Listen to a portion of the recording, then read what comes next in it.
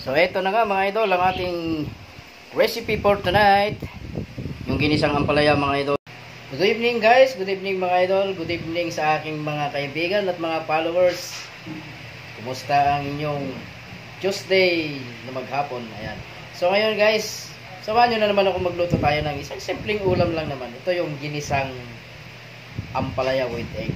So bago ako magpatuloy mga idol, batiin ko muna yung aking mga followers na laging nakasuporta sa aking mga video. Shout out sa inyong lahat. Tuloy-tuloy lang po sana tayo mga idol.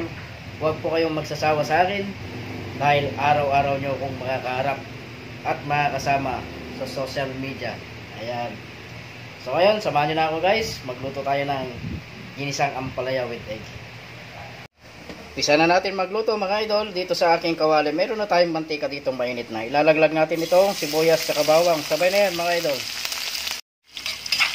Magluluto tayo ng ginisang ampalaya with egg. Yan ang ating recipe for tonight mga idol. At syempre pwede na natin ilaglag yung ating main ingredients, ang ampalaya. Make halo-halo lang mga idol, para hindi masunog yung sibuyas sa bawang. Pwede na natin sabay yung asin dito mga idol. Patakan natin ng konting salt.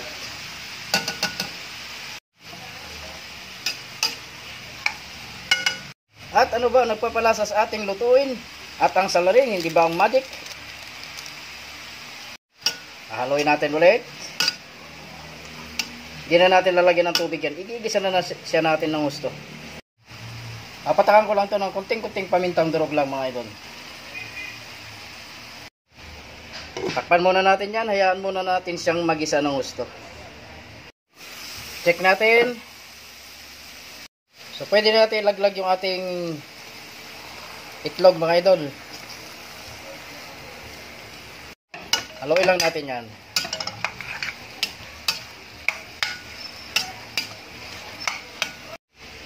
Nalaglagan ko lang ito na siling labuyo kasi mahilig ako sa siling labuyo mga idol. At syempre hindi dyan matatapos mga idol kasi lalaglagan natin yan ng lechon kawali para masarap yung ating ginisang ampalaya with egg. So ito na mga idol, luto na ang ating ginisang ampalaya with egg. Magpe-plate tayo.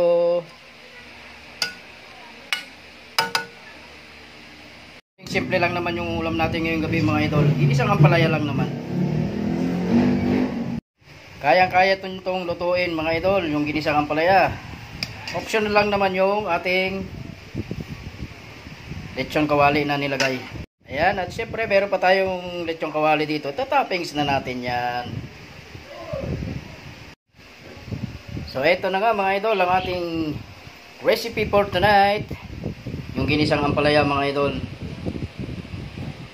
Nagpapasalamat nga pala ako sa mga followers natin at mga kaibigan natin na laging nakasuporta sa aking mga video. Huwag po sana kayo magsasawa mga idol dahil marami pa tayong pagsasamahan. Follow me more. Thank you for watching. Kain na tayo.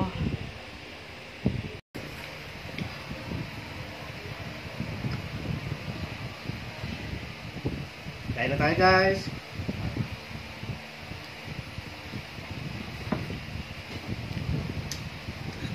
Isang ampalaya with egg ang ating ulam for tonight.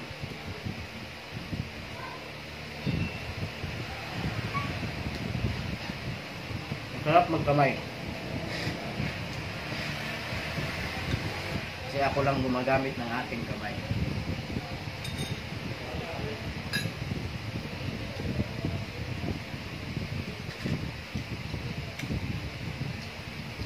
Ayan guys, thank you for watching.